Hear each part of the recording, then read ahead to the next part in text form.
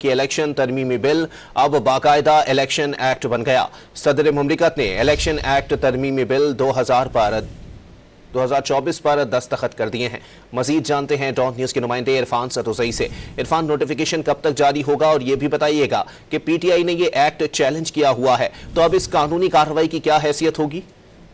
देखिए, कौमी असम्बली और सेनेट से मंजूरी के बाद सदर मुमलिकत ने इसके ऊपर दस्तखत कर दिए हैं और ये इलेक्शन एक्ट तरमीमी बिल बाकायदा तौर पे एक्ट बन गया है और इसका गजट नोटिफिकेशन के लिए सेनेट सेक्रेटेरिएट को भिजवा दिया गया और आज किसी भी वक्त इसका नोटिफिकेशन जारी हो सकता है। दूसरी जानिब पाकिस्तान तहरीक इंसाफ ने सुप्रीम कोर्ट में इसको चैलेंज करने का ऐलान कर रखा है और साथ ही साथ इलेक्शन कमीशन ने भी इस बिल की मंजूरी के बाद सुप्रीम कोर्ट से रुजू किया है और कहा है कि जो तहरीक इंसाफ को छूट दी गई है, खास करके जो आजाद उम्मीदवारों को 3 दिन के अंदर अंदर कानून में है कि वो किसी भी जमात को ज्वाइन कर सकते हैं, लेकिन सुप्रीम कोर्ट का फैसला ये है कि वो 15 दिन उनको दिए जाए। तो ये बड़ी ही एक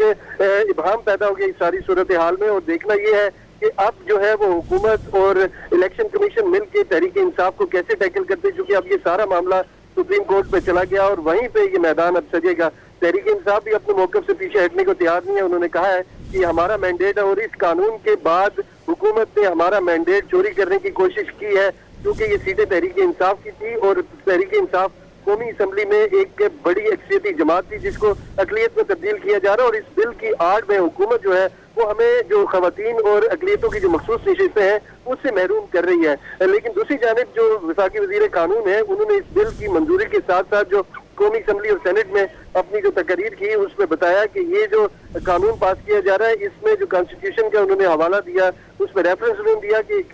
आर्टिकल 51 और 106 जो है उसके तहत ये जो